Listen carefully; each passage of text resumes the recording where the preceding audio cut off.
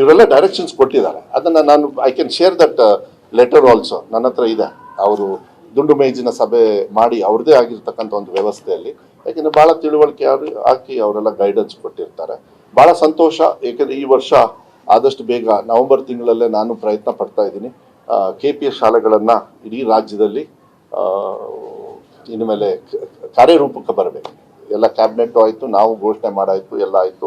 ಕಲ್ಯಾಣ ಕರ್ನಾಟಕ ಭಾಗ ಮತ್ತು ಈ ಕಡೆ ಭಾಗದಲ್ಲಿ ಸಾಕಷ್ಟು ಟೀಚರ್ ರಿಕ್ರೂಟ್ಮೆಂಟ್ ಅದೊಂದು ಭಾಳ ಮುಖ್ಯ. ದಯವಿಟ್ಟು ನಾನು ಹೇಳಲಿಕ್ಕೆ ಇಷ್ಟಪಡ್ತೀನಿ, ಹಿಂದಿನ ಸರ್ಕಾರ ಏನು ಮಾಡಿದ್ದಾರೆ ನಾನು ಅದ್ರ ಬಗ್ಗೆ ನಾನು ಟೀಕಾ ಟಿಪ್ಪಣಿಗಳನ್ನು ಮಾಡಲ್ಲ. ನನಗೆ ಭಾಳ ಹೆಮ್ಮೆ ಇದೆ. ಇನ್ನೊಂದು ಈ ನೆಕ್ಸ್ಟ್ ಅಕಾಡೆಮಿಕ್ ಇಯರ್ ಒಳಗೆ ನಾವು ಬಂದ ಮೇಲೆ ಸುಮಾರು 32,000 ಟೀಚರ್ಸ್ನ, ಇನ್ಕ್ಲೂಡಿಂಗ್ ಏಡೆಡ್ ಶಾಲೆ 32-33,000 ಟೀಚರ್ಸ್ನ ಪರ್ಮನೆಂಟ್ ರಿಕ್ರೂಟ್ಮೆಂಟ್ ಮಾಡಿರ್ತಕ್ಕಂಥ ಹೆಮ್ಮೆಯನ್ನು ಹೇಳಲಿಕ್ಕೆ ಇಷ್ಟಪಡ್ತೀನಿ. ಈಗಾಗಲೇ 13,000 ಜನರು ಆಗಲೇ ರಿಕ್ರೂಟ್ಮೆಂಟ್ ಆಗಿದ್ದಾರೆ.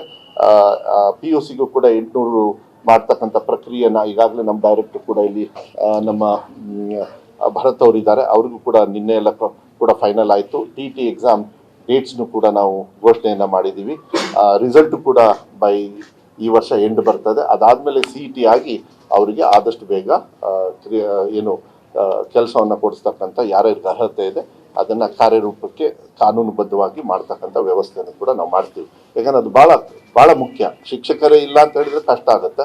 ಅದನ್ನು ನಾವು ಮೇನ್ ಆಗಿ ಟಾರ್ಗೆಟ್ ಇಟ್ಕೊಂಡು ನಾವು ಬಂದಮೇಲೆ 13,000 ಪ್ಲಸ್ ಇವಾಗ ಕಲ್ಯಾಣ ಕರ್ನಾಟಕ ಮತ್ತು ನಮ್ಮ ಉಳಿದ ಭಾಗ ಕರ್ನಾಟಕ ಮತ್ತು PUC ಎಲ್ಲ ಸೇರಿದರೆ ನನ್ನ ಪ್ರಕಾರ ಆಲ್ಮೋಸ್ಟ್ ಅಬೌಟ್ ಮತ್ತು ಅನುದಾನಿತನೂ ಸೇರಿದರೆ ಸುಮಾರು 18,000 ಟೀಚರ್ಸ್ನ ಇಲ್ಲ 19,000 ಟೀಚರ್ಸ್ನ ನಾವು ತೊಗೊಂಡಾಗುತ್ತೆ 2020ವರೆಗೂ. ಅದು ಕೂಡ ನೋಟಿಫಿಕೇಶನ್ನು ಆದಷ್ಟು ಬೇಗ ಹೊಡಿಸ್ತಾ ಇದ್ವಿ. Next week ಹೊಡಿಸ್ತಿರಲ್ಲಮ್ಮ.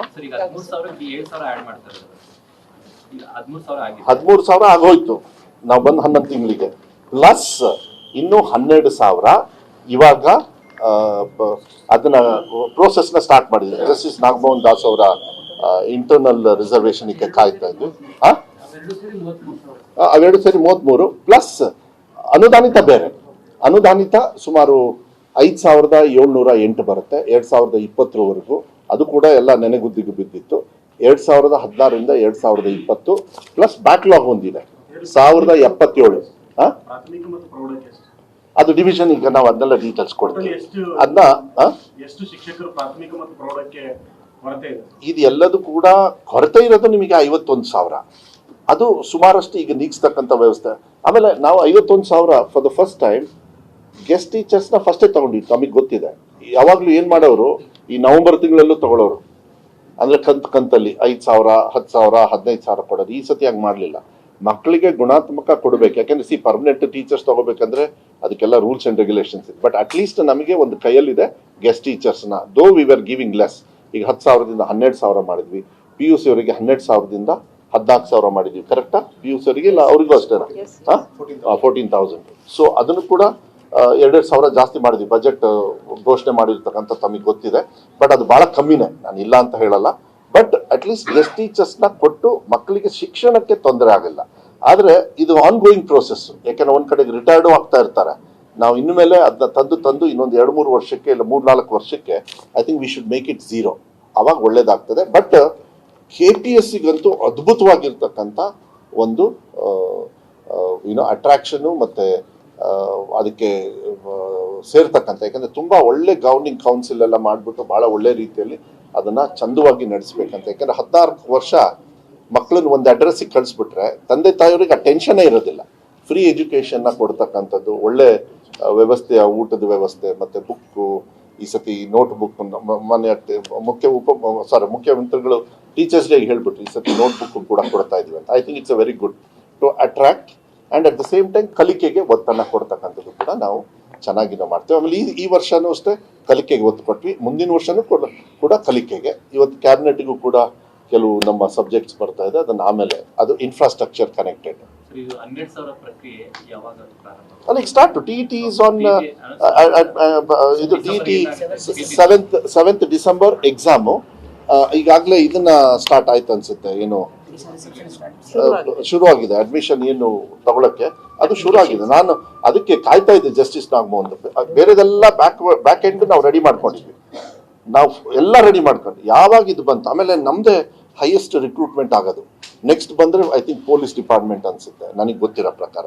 ಅದಕ್ಕೆ ನಾವು ಮುಂಚೆನೇ ರೆಡಿ ಆಗಿದ್ವಿ, ಯಾವುದೇ ಥರದ ತೊಂದರೆ ಆಗದೆ ಇರತಕ್ಕಂಥ ರೀತಿಯಲ್ಲಿ. ಯಾಕಂದರೆ ಏನಾಗ್ತದೆ, ಕೋರ್ಟು ಕಚೇರಿ ಲಾ ಡಿಪಾರ್ಟ್ಮೆಂಟ್ ಇತ್ತು ತೊಗೊಳ್ಬೇಕು, ಸುಪ್ರೀಂ ಕೋರ್ಟಲ್ಲಿ ಕೆಲವು ಕೇಸ್ ಇತ್ತು, ಅದನ್ನು ಮತ್ತೆ KIT ಹಾಕಿದ್ದಾರೆ. ಅದೆಲ್ಲದೂ ತಗೊಂಡು ಕಾನೂನಾತ್ಮಕವಾಗಿ ಎಲ್ಲ ಅವ್ರು ಇನ್ನೇನು ಗೈಡೆನ್ಸ್ ಬರುತ್ತೆ ಅದ್ರ ಮೇಲೆ ಮಾಡೋದಷ್ಟೇ. ಬಟ್ TETಗೆ ಅದಕ್ಕೇನು ಸಂಬಂಧ ಇಲ್ಲ. TET ಇಸ್ ಕಂಪಲ್ಸರಿ, ತಗೊಂಡು ಮಾಡಿಬಿಡ್ತಾರೆ ಆದಷ್ಟು ಬೇಗ. ನಾನು ಅಷ್ಟೇ ರಿಕ್ರೂಟ್ಮೆಂಟ್ TETಯಲ್ಲಿ ಎಲಿಜಿಬಿಲಿಟಿ ಬೇಕೇ ಬೇಕು. ಅದರ್ಸ್ ಎಲ್ಲರಿಗೂ ಇರ್ತದೆ. TET is compulsory. ಅದಾದ್ಮೇಲೆ CET ಮೇಲೆ ಮುಗಿಸ್ಬಿಡ್ತಾರೆ ಬೇಗ. ಆಮೇಲೆ ನಾನು ಹೇಳ್ಬಿಟ್ಟಿದ್ದೀನಿ, ನೆಕ್ಸ್ಟ್ ಅಕಾಡೆಮಿಕ್ ಇಯರಿಗೆ ಇವರೆಲ್ಲರೂ ಕೂಡ ಇನ್ಕ್ಲೂಡಿಂಗ್ ಏಡೆಡ್ ಶಾಲೆಯವ್ರಿಗೆ ಕೂಡ ಕಂಡೀಷನ್ ಆಗ್ತಾ ಇದೀವಿ. ಯಾಕಂದ್ರೆ ಏಡೆಡ್ ಅಲ್ಲಿ ಏನು ಮಾಡ್ಬಿಡ್ತಾರೆ, ಸ್ಲೋ ಮಾಡ್ತಾರೆ ಪ್ರೋಸೆಸ್.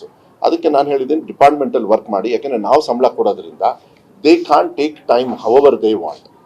ನಾನು ಕೂಡ ಅಲ್ಲಿ ಸುಮಾರು 6,000 ಅಂತ ಹೇಳಿಟ್ಕೊಳ್ಳಿ ಅಪ್ರಾಕ್ಸಿಮೇಟ್ಲಿ, ಪ್ಲಸ್ 1,077 ಹಳೇದು ಬೇರೆ ಹಂಗೆ ಇಟ್ಕೊಂಡು ಕೂತ್ಕೊಂಡಿದ್ದಾರೆ. 2015 ಅದನ್ನ ನನಗೆ ಮೇಲ್ಮನೆಯಲ್ಲಿ ಪ್ರಶ್ನೆ ಮಾಡಿಬಿಟ್ರು. ಅದೇ 20ವರೆಗೂ ತುಂಬ್ಕೊಳ್ಳಕ್ಕೆ 2015 ಪೂರ್ವಕವಾಗೂ ಕೂಡ ಅವ್ರಿಗೂ ಡೆಡ್ ಲೈನ್ ಕೊಡ್ತಾ ಇದೀವಿ. ನೀವೇನಾದ್ರು, ಯಾಕಂದ್ರೆ ಏನಾದ್ರು ವ್ಯವಸ್ಥೆಯಲ್ಲಿ ಮಾಡ್ಕೊಳ್ತಾರ ಗೊತ್ತಾಗಲ್ಲ. But if they don't complete will have to withdraw, because ಕಷ್ಟ ಆಗುತ್ತೆ. 1077 ಉಳಿದಿದ್ದಾರೆ. ಕರೆಕ್ಟಾ?